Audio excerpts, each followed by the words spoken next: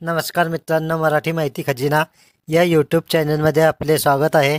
तर मित्रांनो, तुम्ही जर संजय गांधी योजना, श्रावण बाळ योजना, इंदिरा गांधी राष्ट्रीय वृद्धापकाळ योजना, इंदिरा गांधी राष्ट्रीय विधवा योजना, इंदिरा गांधी राष्ट्रीय अपंग निवृत्ती वेतन योजना या सर्व निराधार योजनांचे लाभार्थी असाल किंवा या योजनेचा लाभ घेण्याच्या विचारात असाल तर तुमच्यासाठी या व्हिडिओतील माहिती फार महत्त्वाची आहे।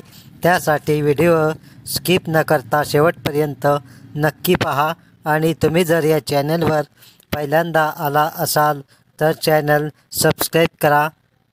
तर पहा मित्रांनो, या व्हिडिओत जिल्हाधिकाऱ्यांनी सर्व निराधार योजनांसाठी GR काढून नवीन कार्यपद्धत अंमलात आणली आहे। तर आता या निराधार योजनेच्या कार्यपद्धतीत काय बदल झाले आहे ते आपण आता पाहूया।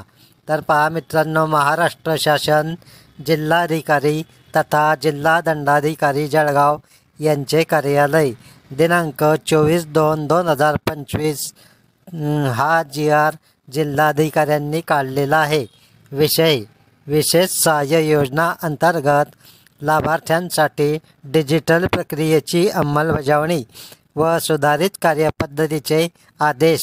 सहाय्य संकल्प विशेष सहाय्य योजना, संजय गांधी निराधार अनुदान योजना, श्रावण बाळ सेवा राज्य निवृत्ती वेतन योजना, इंदिरा गांधी राष्ट्रीय वृद्धापकाळ योजना, इंदिरा गांधी राष्ट्रीय विधवा निवृत्ती वेतन योजना, इंदिरा गांधी राष्ट्रीय अपंग निवृत्ती वेतन योजना। तर पहा मित्रांनो, जळगाव जिल्ह्यातील 15 तहसील कार्यालयांद्वारे व जळगाव शहर सांगायो कार्यालयाद्वारे विशेष सहाय्य योजना अंतर्गत लाभार्थ्यांना डायरेक्ट बेनिफिट ट्रान्सफर म्हणजेच DBT मार्फत मासिक सहाय्य मंजूर केले जाते। यासाठी अर्जदारांनी आवश्यक कागदपत्रांसह अर्ज सादर करावयाचे असतात। सद्यस्थितीत अर्ज ऑनलाईन किंवा तहसील कार्यालयात प्रत्यक्षपणे उपस्थित राहून सादर करण्यात येतात। नागरिकांचे अर्ज सादर करण्यासाठी तालुक्याच्या ठिकाणी जाण्याची आवश्यकता भासू नये। त्यांना घरबसल्या अर्ज करता यावा किंवा गावातीलच आपले सरकार सेवा केंद्राच्या माध्यमातून अर्ज करता यावा, जेणेकरून त्यांना येण्या जाण्याची समस्या उद्भवणार नाही। तसेच समितीचा निर्णय घरबसल्या ही माहिती व्हावी यासाठी कार्यपद्धती निश्चित करण्याची बाब विचाराधीन होती। महाशय मुख्यमंत्री महोदयांच्या संकल्पनेतील 100 दिवस कार्यक्रमांतर्गत नागरिकांच्या जीवनमानात सुधारणा करणे या बाबी अंतर्गत विशेष सहाय्य योजनेच्या लाभार्थ्यांना सुविधा प्रदान करण्याच्या अनुषंगाने व प्रक्रिया अधिक पारदर्शक व गतिमान करण्यासाठी जिल्हाधिकारी जळगाव यांच्या संकल्पनेतून जळगाव जिल्ह्यात सहाय्य संकल्प हा उपक्रम राबविण्यास मान्यता प्रदान करण्यात येत आहे। सहाय्य संकल्प उपक्रमाची कार्यपद्धती पुढील प्रमाणे असेल। तर पहा मित्रांनो, नवीन कार्यपद्धतीचे तपशील। अर्ज सादर करणे, लाभार्थ्यांनी अर्ज भरून पुढील कागदपत्रे संलग्न करावी। वय प्रमाणपत्र, निवासी प्रमाणपत्र, उत्पन्न प्रमाणपत्र, बँक पासबुकची प्रत, आधार कार्डची प्रत, स्वयंघोषणापत्र। इतर आवश्यक कागदपत्रे दिनांक 20 ऑगस्ट 2019च्या शासन निर्णयाप्रमाणे आपले सरकार नागरिक लॉगिनच्या माध्यमातून स्वतः अर्जदार घरबसल्या आवश्यक कागदपत्रांसह अर्ज सादर करू शकतील। ज्या अर्जदारांना ऑनलाईन प्रणालीचा वापर करणे शक्य नाही ते नजीकच्या महाई सेवा केंद्राच्या माध्यमातून शासनाने निर्धारित केलेल्या फीसह अर्ज जमा करतील। असे अर्ज पुढील प्रक्रियेसाठी महाई सेवा केंद्र चालक, तहसील कार्यालय, संगायो शाखेला ऑनलाईन सादर करतील। यापुढे ऑफलाईन पद्धतीने अर्ज तहसील कार्यालयात स्वीकारले जाणार नाहीत व तहसील कार्यालयात ऑनलाईन प्राप्ती व छाननी। सर्व अर्ज तहसील कार्यालयात सांगायो शाखेला ऑनलाईन प्राप्त होतील. सांगायो शाखेतील कर्मचारी व अधिकाऱ्यांद्वारे अर्जाची ऑनलाईन छाननी केली जाईल. पूर्ण व योग्य अर्ज समितीच्या निर्णयासाठी ऑनलाईन पाठवले जातील. आता अपूर्ण अर्ज ग्राम महसूल अधिकारी तलाठी मार्फत अर्जदाराला त्रुटी पूर्तता करण्यासाठी पत्राद्वारे कळविण्यात येईल. त्रुटी पूर्तता करण्यासाठी अर्जदाराला 15 दिवसाची कमाल मर्यादा प्रदान करण्यात येईल. सुधारित कागदपत्रे मिळाल्यानंतर समिती बैठकीत निर्णयासाठी ऑनलाईन सादर करण्यात येतील. निश्चित करून दिलेल्या कालमर्यादेत त्रुटी पूर्तता न झालेले प्रकरणे ही समिती बैठकीत सादर करण्यात येऊन सदर प्रकरणे नामंजूर करण्यात येतील. अर्जदारांना अर्ज नामंजूर करण्याच्या कारणे नमूद करून लेखी पत्राद्वारे अर्ज नामंजूर झाल्याचे कळविण्यात येईल. आता समितीच्या बैठकीचे नियोजन. प्रत्येक तहसील कार्यालयाने दर महिन्याच्या पहिल्या आणि तिसऱ्या मंगळवारी दुपारी 11 वाजता समिती बैठक आयोजित करावी.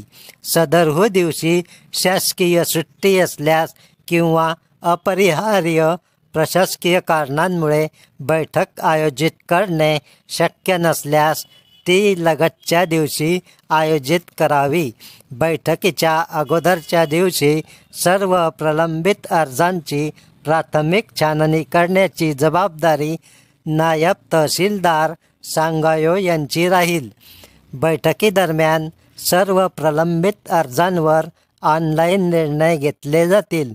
बैठकीदरम्यान तहसीलदार आपल्या लॉग इनद्वारे प्राप्त सर्व अर्ज व त्यात समाविष्ट कागदपत्रे यांची माहिती ऑनलाईन पद्धतीने समिती अध्यक्ष व सदस्यांना दाखवतील. प्रत्येक प्राप्त अर्जावर समिती अध्यक्ष व सदस्य हे निर्णय घेतील. त्यासंबंधी अर्जदार निहाय तयार केलेल्या टिप्पणीवर आपला मंजूर नामंजूर असा निर्णय नमूद करून स्वाक्षरी करतील. समितीचे अध्यक्ष व सर्व समिती सदस्यांनी स्वाक्षरी केलेली अर्जनिहाय टिप्पणी स्कॅन करून नोडल अधिकारी तहसीलदार यांच्याकडे सुपूर्द करतील. प्राप्त स्कॅन टिप्पणी तहसीलदार आपल्या लॉग इनद्वारे पोर्टलला अपलोड करतील. समितीच्या बैठकीअंती सर्व प्रलंबित अर्ज मंजूर अथवा नामंजूर असे दोन्हीपैकी कुठल्या तरी एकाच प्रकारात असतील. बैठकीचे आयोजन होऊनही प्रकरणे प्रलंबित आहे अशी बाब घडणार नाही याकडे तहसीलदार यांनी व्यक्तिशः लक्ष द्यावे. मंजूर नामंजूर यादी व पत्रव्यवहार.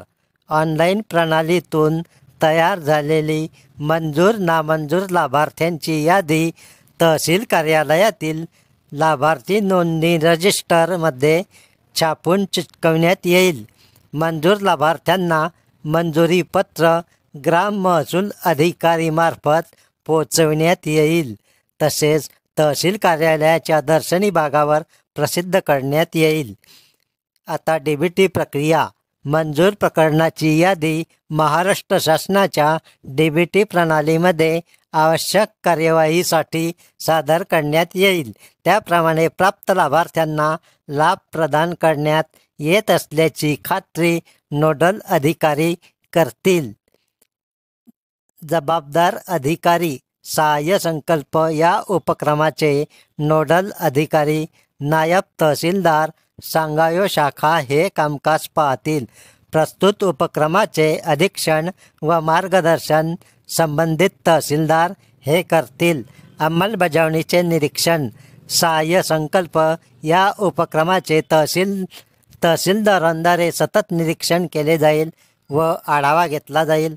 नोडल अधिकाऱ्यांनी पाक्षिक अहवाल जिल्हाधिकार्यालय सांगायो शाखेला नियमित सादर करावा.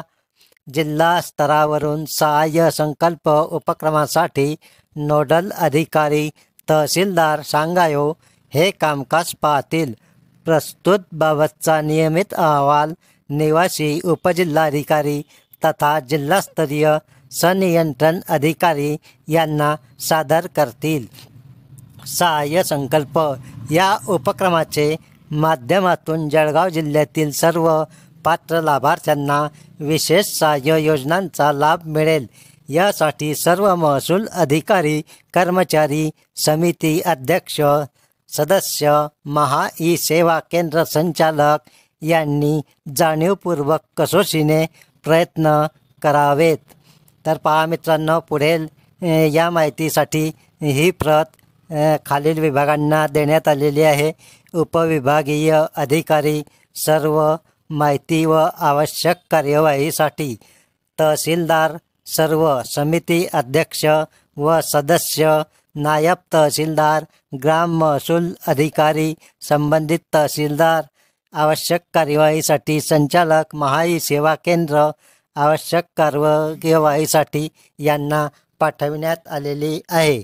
तर मित्रांनो, हा व्हिडिओ तुम्हाला कसा वाटला? हा व्हिडिओ आवडला असल्यास या व्हिडिओला लाईक करा, चॅनलला सबस्क्राईब करा, हा व्हिडिओ जास्तीत जास्त शेअर करा. धन्यवाद. जय हिंद, जय महाराष्ट्र.